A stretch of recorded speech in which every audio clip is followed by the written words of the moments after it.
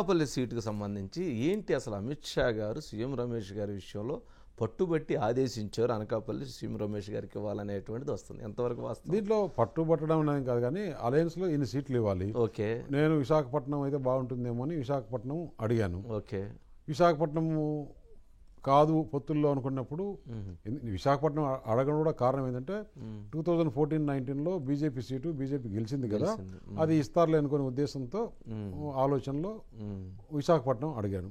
ఎప్పుడైతే ఈ అడ్జస్ట్మెంట్లలో నెక్స్ట్ నీకు ఏది కావాలంటే అనకాపల్లిని కోరుకోవడం మీరే కోరుకున్నా? నేనే కోరుకున్నాను. ఓకే, ఎందుకని అంటే ఎక్కువ కమ్యూనిటీ వెలమ ఉందనే? ఆ కమ్యూనిటీ వెళ్ళమని కూడా కాదు, ఆ అనకాపల్లిలో యువత ఎక్కువ ఉన్నారు. ఆ యువతకు ఉద్యోగ అవకాశాలు లేవు, ఉద్యోగాలే లేవు అసలు.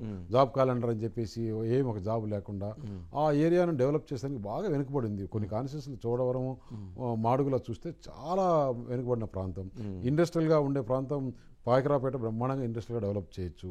దానికి కోస్ట్ ఉంది, హైవే ఉంది, ఎయిర్పోర్ట్ దగ్గర, పోర్ట్ దగ్గర అన్నీ ఉన్నాయి. అక్కడ డెవలప్ కాల, ఏమాత్రం కాల. అలాగే ఎలమంచిలిలో ఆల్రెడీ ఇండస్ట్రియల్ జోను, అక్కడ చాలా పొల్యూషన్ ఉంది, ఇండస్ట్రీస్ ఇంకా వచ్చేదానికి అవకాశం ఉంది, అది కాల. ఇట్లా పెందుర్తి ఇవన్నీ చూస్తే కోస్ట్ ఉండే లైన్ అంతా చూస్తే యువకులు ఎక్కువ ఉన్నారు, అక్కడ డెవలప్మెంట్ ఉంది. ఓకే, ఈక్వేషన్ సామాజిక వర్గం కూడా అది కూడా అక్కడ ఎందుకంటే నేను కడప జిల్లాలో 500 మంది వెలమాస్ ఉంటేనే అక్కడ నేను చేశాను, ఎదుర్కొన్నా.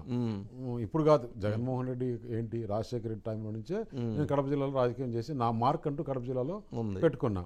అటువంటిది ఇక్కడ నాకు 3,50,000 మంది కుటుంబం వెలమాస్ ఉన్నప్పుడు నాకు ఇంకేం కావాలా? ఓకే, అంటే దీంట్లో ఒక సబ్జెక్ట్ తీసుకొస్తున్నారు, అంటే కుప్పులు వేలమని, ఆ వేలమని, ఈ వేలమని, ఇదేదో ఒక విభిన్నమైన చర్చ తీసుకొస్తున్నారు. దాన్ని ఎట్లా చూస్తారు? ఇవన్నీ అక్కడ ప్రజలు ఏమీ లేదు. అది కూడా వాళ్ళు కూడా ఎవరు తీసుకురావట్లేదు. ఓకే, ఒక ఛానల్ తీసుకుని వస్తుంది దాని మీద ప్రత్యేకంగా. ఓకే, ఎందుకు మీ మీద వాళ్ళకేం టార్గెట్? కడుపు దేనికి అంటే వాళ్ళకి జగన్కి అమ్ముడుపోయారు.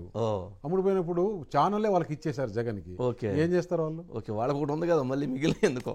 ఇప్పుడు 2014లో ఇదే ఛానల్లో నేను ఛాలెంజ్ చేసి వచ్చా. ఓకే, వాళ్ళు లేదు తెలుగుదేశంకు 3 పార్లమెంట్లు,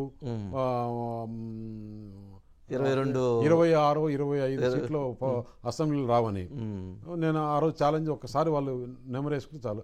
అది అప్పటి నుంచి వారికి కొంచెం బాధ ఉండొచ్చు. ఇప్పుడు రాజకీయాల్లో ఉంటాయి.